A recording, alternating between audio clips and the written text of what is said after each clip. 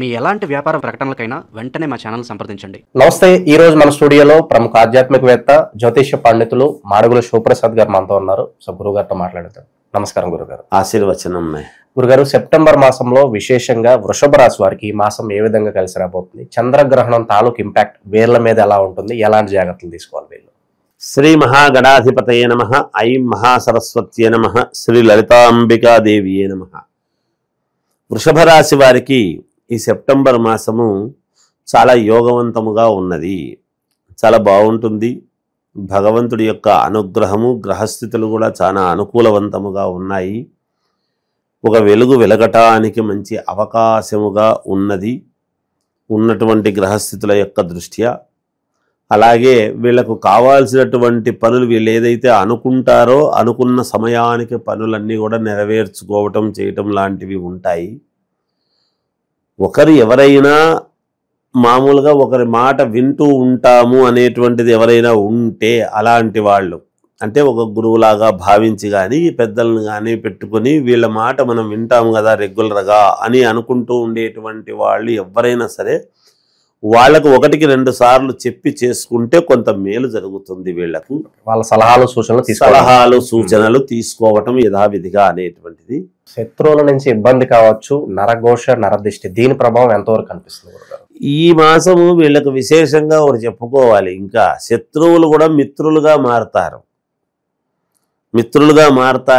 తర్వాత భూపరమైనటువంటివి విక్రయాలలో మంచి లాభాలు తీసుకోవటం చేయటం కానీ స్త్రీ వలన కలిసి రావటం.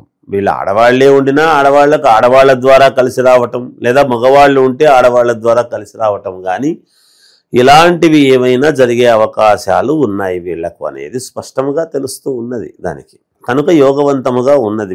వీళ్లకు పెద్దగా ఇబ్బంది ఉంటుంది అనేది ఏం లేదు. విద్యార్థులకు కూడా చదువుకునేటువంటి వాళ్లకు చాలా యోగదాయకముగా ఉన్నది. అంతేకాకుండా కొత్తగా ఉద్యోగ ప్రయత్నాలు అవి చేసుకునేటువంటి వాళ్ళు ఎప్పటికప్పుడు ఉంటారు, సహజం.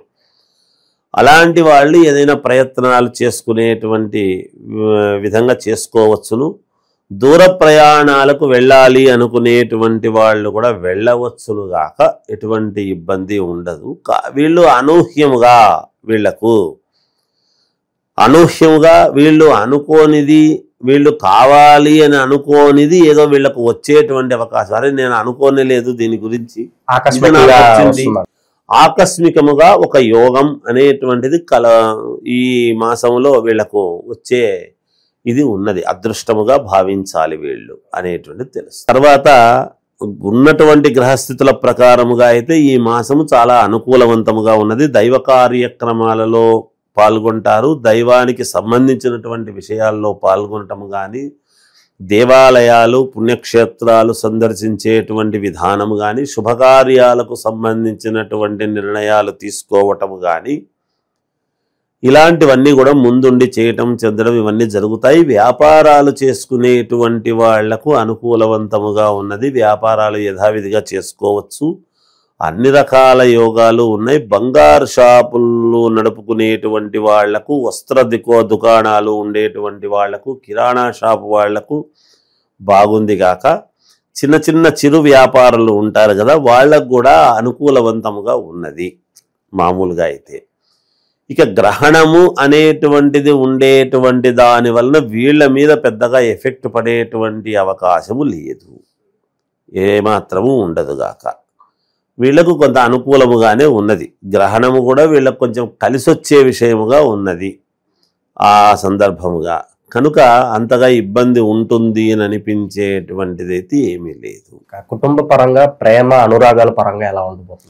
చాలా బాగుంటుంది. ఎక్కడో ఒక చిన్న ఏదో సందర్భంలో కొంచెం మనక్లేశం లాంటిది రావచ్చును. మళ్ళీ దాన్ని సర్దుకొని సరేలే అనుకుని కుటుంబమే కదా అని అనుకుని ముందుకు వెళ్ళేటువంటి యోగాలు ఉన్నాయి. ఏదో ఒక గుర్తింపు అనేటువంటిది కూడా వీళ్ళకు వస్తుంది గాక ఈ మాసంలో. ఎందుకంటే ఇంతకాలము పడినటువంటి శ్రమకు ఒక గుర్తింపు అనేటువంటిది పొందుతారు వీళ్ళనేది తెలుస్తోంది. సరైన సమయంలో సరైన నిర్ణయాలు తీసుకునే సామర్థ్యం ఉంటుందంటారు ప్రస్తుతం చూసుకున్నట్లయితే?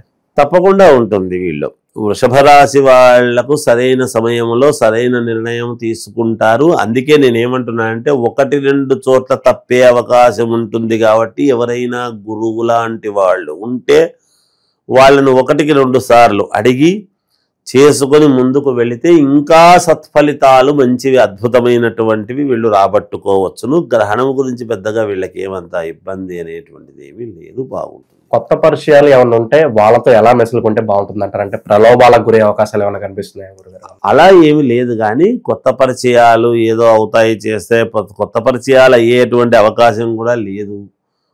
పాత వాళ్ళతోనే ముందుకు వెళతారు గాక పెద్దగా ఇబ్బందులు ఉంటాయి అనేటువంటిది అయితే ఏమీ లేదు. ఒకటి చిన్నవి, అవి ఎవరి జీవితాల్లోనైనా సహజం. వాటికి పెద్దగా భయపడి మా జీవితం ఎట్లనో అయిపోయిందేమో అనేటువంటి ఆందోళన చెందేంత పరిస్థితి అయితే ఏమీ లేదు గాక. ఇక చివరగా విశేషంగా ఎలాంటి పరిహారాలు చేసుకోవడం ద్వారా వృషభ రాశి వారి పరిస్థితి ఇంకా బాగుంటుంది అంటారు గురువు? వీళ్లకు పరిహారము అనేటువంటిది ఈ మాసంలో చేసుకోవటానికి గల పరిహారం ఏమిటి అని కనుక అనుకుంటే వాళ్ళ ఇంటి దేవుణ్ణి ఆరాధించడమే గొప్ప పరిహారం. అంతకు మించి వేరే ఏం అక్కర్లేదు. వేరే ఏదో చేసి అవి చేయండి ఇవి చేయండి దాన ధర్మాలు చేయండి అనేంతటి పరిస్థితి ఏమీ లేదు. స్పష్టంగా ఉన్నట్టు చెప్పాలి. మనం బాగున్నప్పుడు బాగుంది అని చెప్పిన తర్వాత పరిహారాలతో పనులు ఏమిటి? బాగులేకపోతే పరిహారాలు అవసరము, చేసుకోవాల్సినటువంటి విధానాలు ఉంటాయి.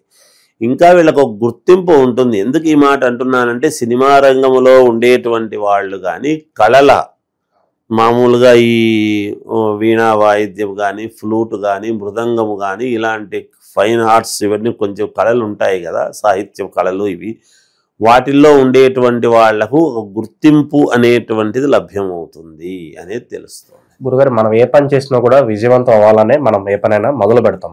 ఇంకా ఆ అనుకూలత రావడానికి నిత్యం చదువుకోవడానికి ఏదన్నా మంత్రం ఉంటుందా వీళ్ళకి? ఏదన్నా వీళ్లకు మంత్రం ఏదైనా చదువుకోవాలి అని అనుకుంటే ఆంజనేయ స్వామిని గనక అనుకుంటున్నారు అంటే తప్పకుండా మంత్రాలు అవసరం లేదు. ఎప్పుడూ కూడా దైవస్మరణ కంటే మించినటువంటిది మంత్రం ఇంకోటి లేదు. ఎందుకంటే మనకు ఏం చెప్తున్నది, అందరూ మంత్రాలే చదువుకోవాలి అనేది ఏం లేదు. స్మరణ మాత్రేనా అన్నాడు ఎప్పుడు కూడా. అలా స్మరణము భగవంతుణ్ణి, ఏ దేవుణ్ణి మనం ఎక్కువగా మనము ఈ మాసము ఆరాధిస్తామో అవి ఫలితాలు వస్తాయి. ఇంకా విజయము పొందాలి చెయ్యాలి అనుకున్నప్పుడు ఆంజనేయ స్వామిని ఆరాధిస్తే చాలు, బాగుంటుంది. ఓవరాల్ గా సెప్టెంబర్ మాసం వృషభ రాశి వారి పరిస్థితి ఏ విధంగా ఉండబోతుంది, ఎలాంటి జాగ్రత్తలు తీసుకోవాలి, మీ మాటల్లో చాలా బాగా వివరించారు. ధన్యవాదాలు గురుగారు. జయోస్తు.